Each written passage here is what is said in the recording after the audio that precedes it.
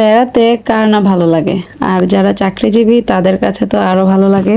আর সেটা যদি হয় বোনের বাসা তাহলে তো কোনো কথাই নেই। আমরা 4 বোন, তো 4 বোনের মধ্যে 2 বোনই থাকে ঢাকাতে, বড় বোন আর আমার ছোট যে বোনটা সে থাকে। আগে তো একদিন ছুটি পেতাম, সেটা হচ্ছে শুক্রবার, আর এখন হচ্ছে শুক্র শনি 2 দিনই। বৃহস্পতিবার আসলেই বোনের ছেলেরা ফোন দেওয়া শুরু করে, খালামণি চলে আসো বাসায়। আসলে ওরা যখন বলে তখন খুব খারাপ লাগে, তবে এটাও ঠিক, বললেই তো আর যাওয়া যায় না।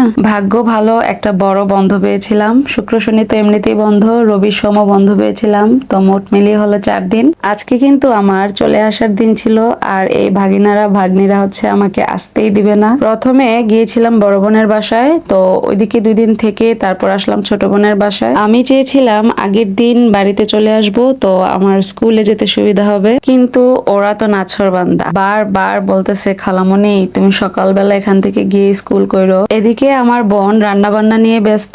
2 বোনের বাসায় যখন যাই তখন আমার মেয়ের পছন্দের যত খাবার আছে সব রান্না করবে। আসলে বোন না থাকলে কিন্তু এমন ভালোবাসা কখনোই পাওয়া সম্ভব না। যুগ আধুনিকায়নের সাথে সাথে আজকাল মানুষও আধুনিক হচ্ছে, আর বলছে 2টি সন্তানের বেশি নয়, একটি হলে ভালো হয়। একটি হলে কিভাবে ভালো হয়? আসলে আমরা নিজেরা সচেতন হই না, কিন্তু জনসংখ্যা কমানোর চেষ্টা করি। উচিত হচ্ছে আমাদের সুশিক্ষায় শিক্ষিত হওয়া। সুশিক্ষায় শিক্ষিত হলে দেশ এমনিতে উন্নতি হবে, জনসংখ্যা যেমনই থাকুক। পৃথিবীতে তারাই বোঝে বোন না থাকার কি যন্ত্রণা। বোনের কাছে সহজে যেভাবে মনের কথা বলা যায়, পৃথিবীতে আর কারো কাছে কিন্তু এভাবে কথা বলা যায় না।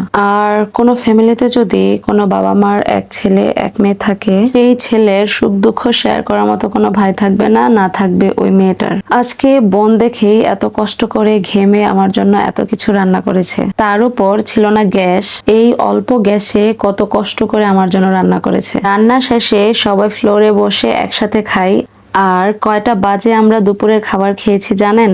রান্না পুরোপুরি ভাবে শেষ হয়েছে প্রায় 5টা বাজবে, আর তখনই কিন্তু দুপুরের খাবার খাওয়া হয়েছিল। আর আমার বোনের হাতের রান্না কিন্তু দারুণ মজার, মাশাল্লাহ। খাওয়ার পর আর বাড়িতে আসা হয়নি, থাকা হয়েছিল রাতটা। তো ভাগিনারা তো মহা খুশি। আর এই যে জানালা খুলে আপনাদের বাইরের কিছু দৃশ্য দেখাচ্ছি, এটা হচ্ছে পরদিন সকালের। সকাল সকাল ঘুম থেকে উঠে আমি রেডি হয়ে যাই। চেয়েছিলাম আমার বাবারা যেন ঘুমিয়ে থাকে, কারণ দেখলেই আবার কান্নাকাটি শুরু করবে, কষ্ট পাবে। তবে আমার বড় আব্বাজান কিন্তু উঠে গেছিল। তখন আমি বাইরে বের হয়ে গেছিলাম, দরজার মধ্যে ছিলাম। ওর মুখটা তো দেখতেই পাচ্ছেন, একদম কালো হয়ে গেছে। বোনের কাছ থেকে বিদায় নিয়ে আমি বের হয়ে গেলাম। আমার হাতে 2টা ব্যাগ ছিল, আমার মেয়ে ছিল, তো আমার বোনের হাজবেন্ড একদম স্টেশন পর্যন্ত আমাকে দিয়ে আসলো। আমাকে আমার মেয়েকে একটা ব্যাগও নিতে দেয়নি। এই যে দেখতে পাচ্ছেন, আমরা যখন নেমে আসছি তখন বোনের ছেলেটা টাটা দিচ্ছিল। এই মুহূর্তে আমরা আছি গাড়িতে। এত সকালে বাসা থেকে বের হয়েছিলাম যে কিছু খেতে ইচ্ছে করছিল না, তো আমার বোন বিস্কিটের প্যাকেট দিয়ে দিয়েছিল আমাকে। মা আর মেয়ে গাড়িতে বসে বসে বিস্কিট খাচ্ছিলাম, আর এই বিস্কিটটা কিন্তু আমার কাছে খুব ভালো লাগে। তার সাথে সকালের পরিবেশটাও ছিল দারুণ। যারা গার্মেন্টস কর্মী তাদেরকে দেখলাম সকলে একসাথে মিলে কাজে যাচ্ছে। আসলে প্রতিটা মানুষই সকালবেলা যার যার কর্মের জায়গায় ব্যস্ত থাকে। আমার প্যাসেঞ্জার সিটের মেয়েটা কিন্তু গাড়িতে বসে বসে ঘুমাচ্ছে। আসলে সকালবেলা তো তাই হয়তো। তবে আমি কিন্তু গাড়িতে কখনো ঘুমাইনি, মাঝে মাঝে অনেক ঘুম আসে কিন্তু ঘুমাই না। আমারও কিন্তু বসে বসে ঘুম চলে আসছিল। রাতে ঘুমাইছিলাম দেরি করে, তার উপর সকাল সকাল রেডি হয়ে চলে আসা, তাই হয়তো ঘুম ঘুম ভাব।